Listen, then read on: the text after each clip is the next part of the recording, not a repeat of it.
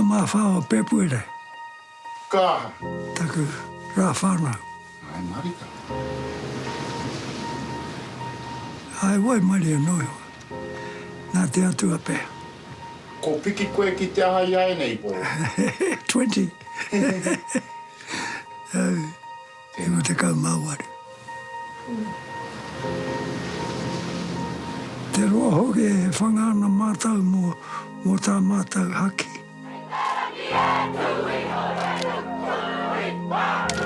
Ai, nāku i karawhiwa ki roto i te tribunal. O iara ko ngā tupuna o nehera e takototo. Kare kau mātau i rungo i te aha. Ana ko tono no mātau i māua ki anō.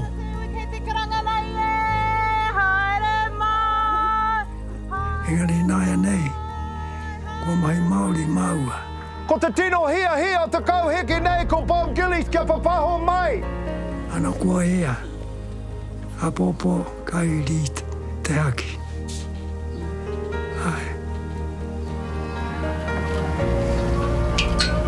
Tukua!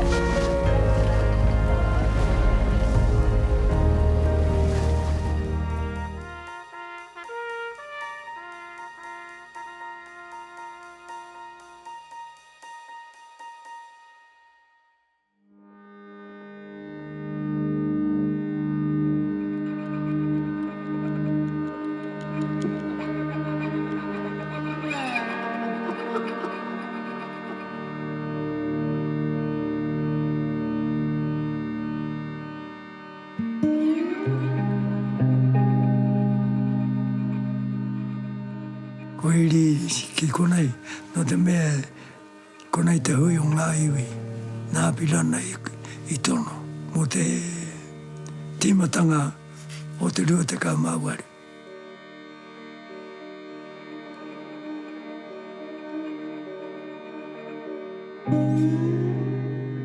Ana kai muru i ka ngā hoia i a takoto ana, wā i tika tēnā hei iri te haki.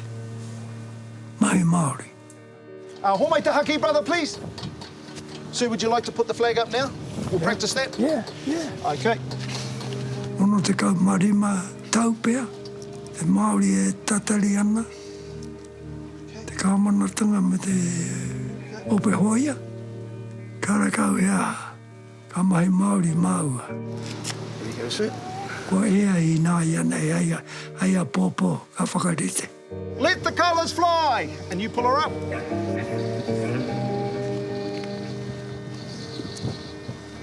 Ko tēnei mahi ana ki te tātai te Māori, mai rāno.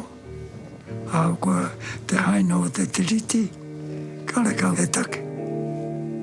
Ai, kai te whawhai tonu tātou. Kua pēhi a tātou, te Māori. 70 years, tika tērā, pai mō ngā mokopuna? Ai, hari koa rātou.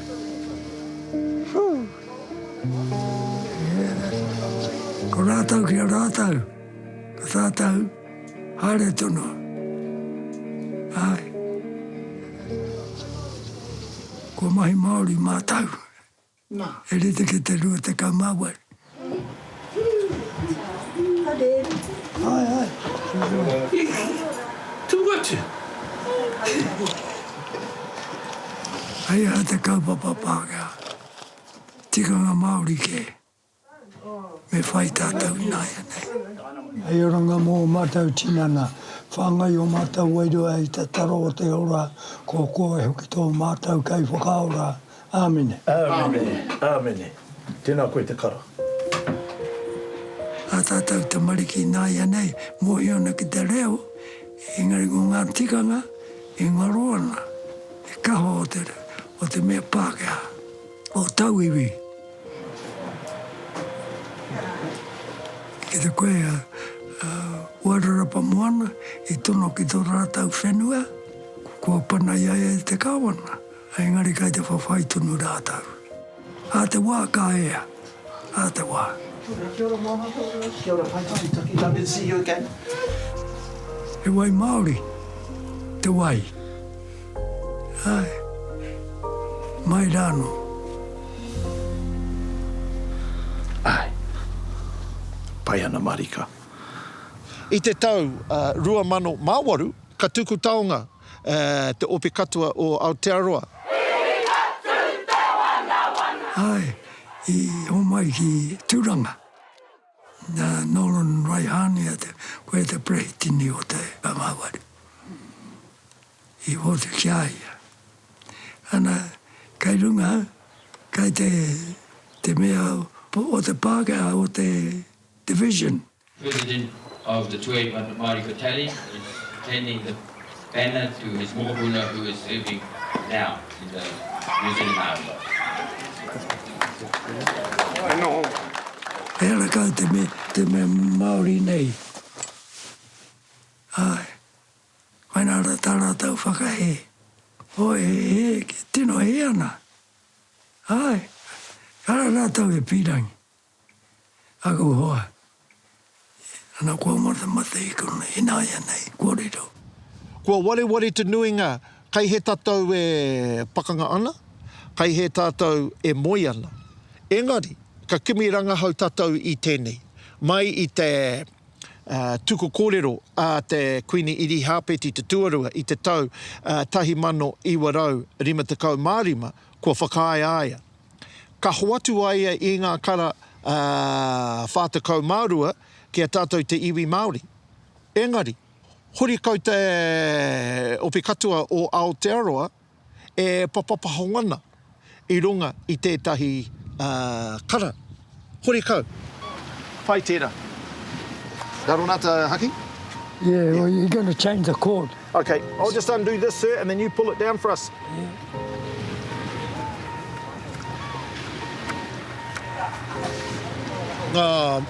Reira, kohi tātou I ngā whakapapa o ngā momo whātakau mārua. Kai hea rātou ngā hoia kua pakangahia, karihi, kariti, ihipa, ripia, tunehia, itaria. Ana. Mohi o tātou kai hea I ngā momo paipakanga, kai hea I ngā momo urupa. Ko wai o tā tātou nei tupuna hoia Māori, e moi ana I ngā urupa maha. Ai, ko mau ki tātou te kōrero.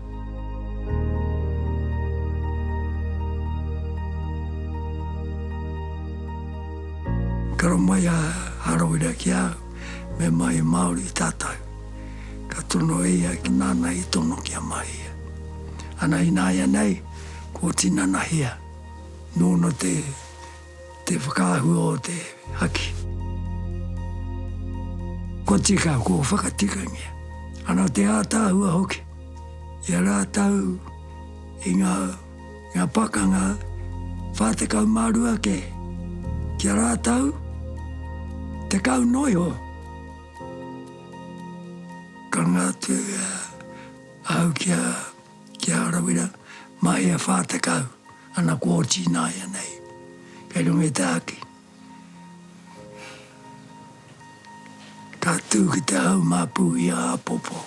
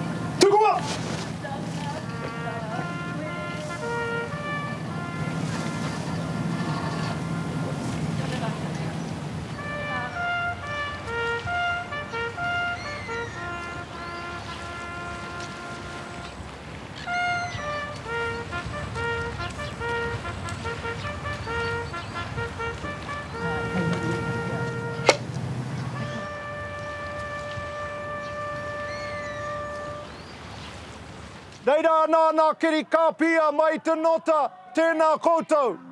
Koutou nei nā, I ngā ruku kapa, ka taia ki kōnei tēnā koutou. Reira neina I ngā kaupoi mai te tei rāwhiti, tēnā koutou hoki. Tātou nei I ngā hikoikoi. Ki te moana nui ākiwa, te mihi atu kia koutou I tēnei rā. Ko te tino hia o te kauheke nei ko Bob Gillies kia papaho mai. I ngā momo pāwhaka wairua o te rua te kau māwaru mo te whenua nei. Ararai riri ana ngā kanohi ono rau rima te kau o te rua te kau māwaru e korea hoki mai nei. Koia nei nā te hia te kauheke. The New Zealand Army Ngāti Tūmātauenga acknowledges these two beautiful taonga. They do not stand beside, in front of or behind. They stand to acknowledge those brave warriors of Te Hukawhitu Atu. The official banner of the 28 Māori Battalion is housed in Te Matatoa and will be present at the last medal ceremony to be conducted at Waitangi, and these flags are a symbol of them.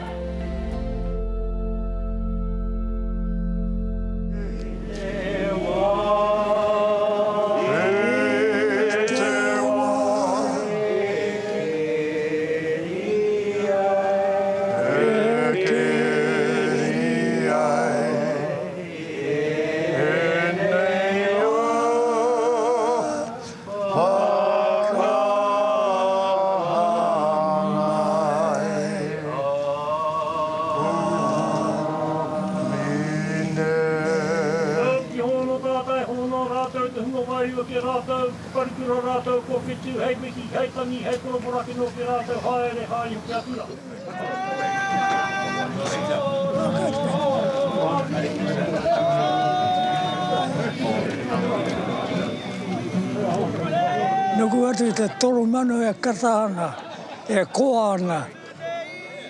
E hia ngā tau, ngā hoia e tatari ana mo te kāwanatanga. Kāre kau he take. E mahi Māori tēnei ana ku oti, no te rua te kau maru I oti. Koe nā te mahi o tau iwi ki a tātau te Māori, mai te haina o te treaty, kai te haere tonu tēnā mahi.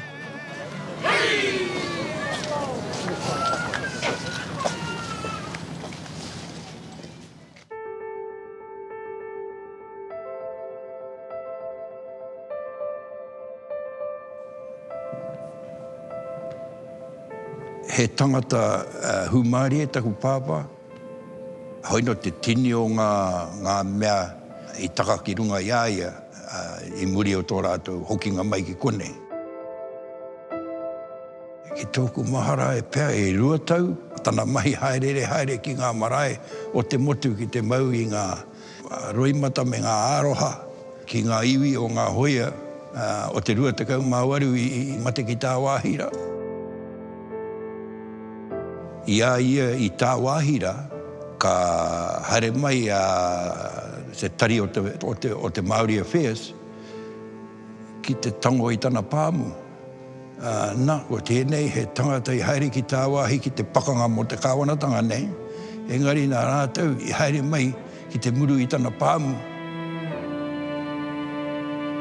I haere taku pāpā ki te 10th anniversary o te pakanga I Casino. E kia nei wetahi o ngā tianara nei, ko te rua te kaumāwaru, te tihi o te tau. Tēnā koe te tupuna, tēnei tō mohopuna, e mihi ana kia koe. Reira e moe e kara. Ka tuhi au ona reta ki te kāwanatanga. Te rāwā, e turi ana ngā taringa o te kāwanatanga.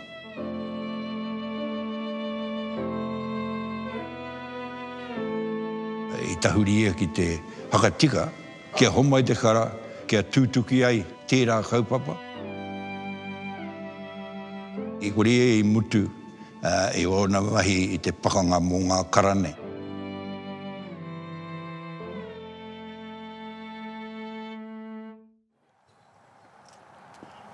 Right! Right! Hold! Left! 10! Right! On left! Quick!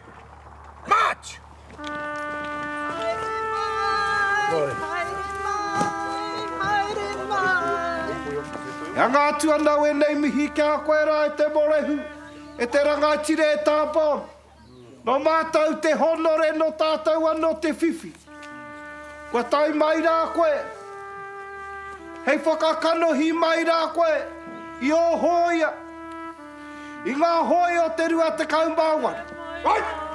Ten! E kara e pāo me mihi atu ana rā kia koe. Ko whiwhi katoa mātou i tēnei honore nui i tō taenga tinana mai. I tō kaha, i tō ora.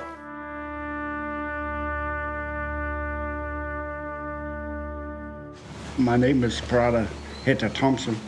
My father and two of his brothers fought in the war, and two came back, and one, whom I'm named after, was killed in action in Crete.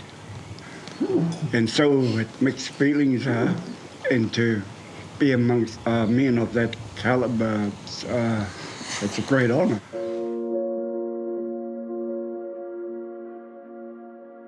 My dad wouldn't talk to us about his life overseas in the war. But he must have loved the people in Greece because he named two of his daughters. He named the first one Malemi Ero. When that one died, renamed another daughter that became Ero Malemi. By the way, he had 10 kids. I think it might have been the baby daughter. He named that one Salonika. Those places must have meant a lot, or the people there must have meant a lot to him. As a kid, I know my dad, he couldn't settle when he came home because they drank a lot. And we used to watch them, and they'd get drunk, and then the song they sang, and it goes something like this. In 1944, the Maoris went to war. They had no guns. They used their bumps in 1944. Earlier in the years prior to them going and joining up with the Maori Battalion, they're having wars here. They had issues here in our own country. So I could imagine when they went over there, they were given a gun, I suppose, and no ammunition. But mainly when Dad came home, I think the reason why they drank so much is because they came back, felt ungrateful, I guess, and they thought they could solve their problems by drinking. I believe that if my father and all those men that fought in that war, if they were here today, they would say, thank you for the support from everybody. And the support is still here today. For God, for King and for country, oh, ake kia kae. The Māori Battalion march to victory. Māori Battalion strong and true.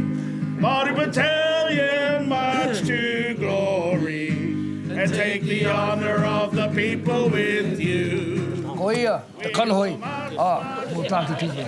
E whakanui rā, kaha ia te haramai tēni piro o te whenua. O tēni tangata, he taonga mo tātou katoa. He kanahoi rā mo tātou, ta mono nui e kiwa e korongiana. Rākau mama titau ki Rapanui titau ki Hawaii. Hawaii titau mai ki Taputapu Atea titau mai. Kia rākau mama. Nā rākau mama titau mai nā ke tātou nā te hoia. Whare hoia e korongiana tēni rā, ko tātou tēnā. E konanga haki katoa. Kari ko tēni, rua te kaumā waru. Nā, te kaumā tuani. Today we're also going to go back in time when we go up to Maiki Hill and remember the conflict at Kororareka up on Maiki Hill and hono that conflict with our men that lost their lives in the Second World War and the First World War under the Pioneer Battalion through the 28 Māori Battalion.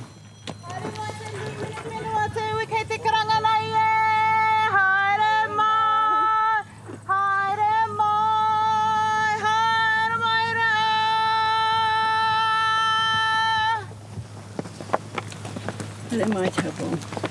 Haere mai rangatira. Ko pehi anō tātou, te Māori. Ai, ai. Mau haere ki te paka. E nā hoia I mate mo te aha. Arara ta tupua e rere ana rā, harara nā kerika pia, harara ko te ruku kapa, harara. Rā ko te kaupui e tua ke rā, ko te ngati hikai kai te waka pēre here ana e.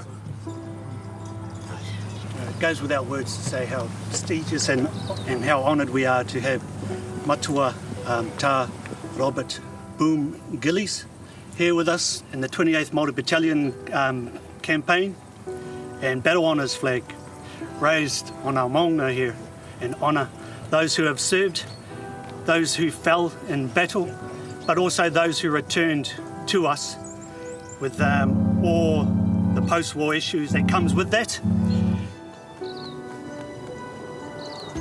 I te wā e haere anau ki te kura, ko mātou tupuna, e kia nei te Pākehā, the education system, he rebels, he renegades, ne. Engari, ka tahuri au ki te rangahau I ngā hitori, ka tahi au ka kitea ko mātou tupuna e pakanga ana rātou mō ngā mea e tika ana ki a rātou, mo te iwi Māori. Wai Māori tātou kei konei ke a tā bom ki te tutuki ai I tērā mahi.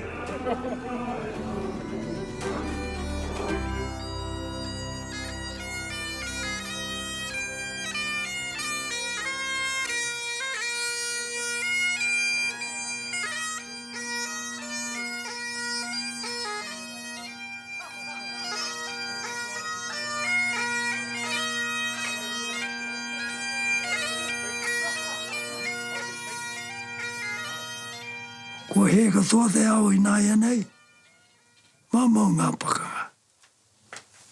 Kare kau he take. The names of the fallen from this district. E hia mano tangata e, kua mate, tēnā mai. I te Ukraine nina, ana ko ngā civis e mate ana. E he ana tēnā. No Amerika tēnā pakanga. E mahi moni pēr. Ana kai te mate katoa. Ngā tangata o reira. Mo te kore take. Tēnō he ana ngā pakanga. At the going down of the sun and in the morning, we will remember them. Me whai te rongo. Kara rātau e korero mo te rongo. Korero rātau mo te pakanga. Mau. Right, 10, 3, by the left, quick, march. Taka pirangi e kora tātou te Māori e uru atu. Me no hoke I te kāinga. Me mohi o hau I te ua wā, ka rau I haere, ka no hau I konei. Haere hau ki te oro, ki te here. O ia rā, ko te mamahara ho ngā hoia o nehera e takoto tonu ana. Rā taura.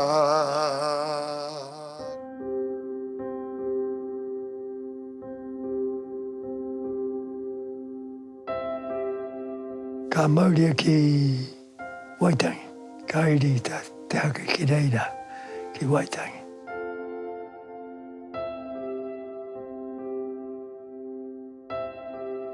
Taku mohi o ka noho te hakirara ki reira, te motunga. Koina te mea nui, te whakaputunga. Ai. Te ope tuatahi, ngā 3-9ers, ngā toru iwa. I haere katoa rātau ki Waitangi. A haringa ma, I moto rātau whiti atu. Ko mutu ke te whare nei, ko te tainga mai o tērā kara ki te noho ki konei. kua ea te nama.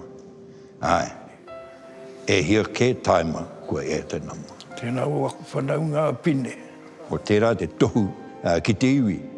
Nā, anei ngā mahi, anei te tohu o ngā utunga, i utungia o tupuna, i te toto.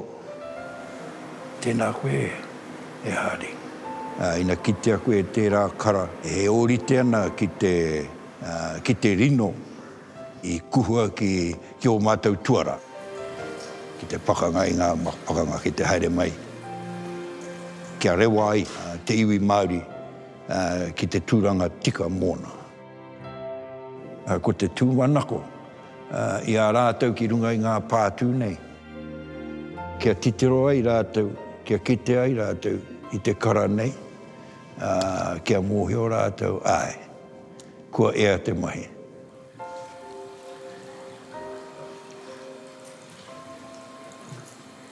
Kau e ware te tikanga Māori.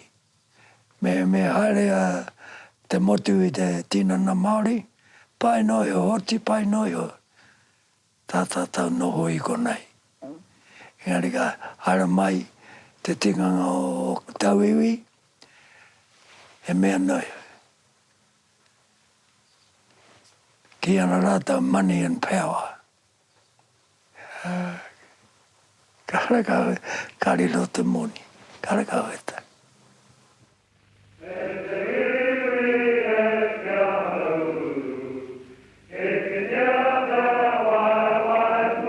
Whakanuia i a rātau. Tēnei te mihi atu ki a koe, te kaumātua mōrihu, rua te kaumā mōrihu. Kei te tino pai, kei te kata ngā hoia, kei te kata rātau, nuku atu i te toro mano, kei te kata rātau. Mo te Māori katoa, tēnā mea.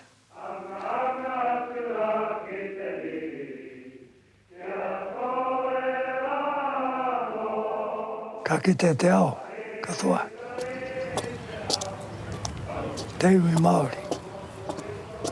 E iri ana i te hau. Hari koana. Ko mahi Māori ina ia nei ana, ko tina na hia. Kapapa Māori. E kore rātau e kauatia, pēnei a tātau e ora nei. E kore hoki rātau e ngoi kore, a kua pēhia i ngā ahuatanga o te wā. E te tōnga o te rā, e te ahi, tai noa, ki te aranga mai i te ata. Kia mau mahara tonu tātau ki a rātau. Ka mau mahara tonu tātau ki a rātau.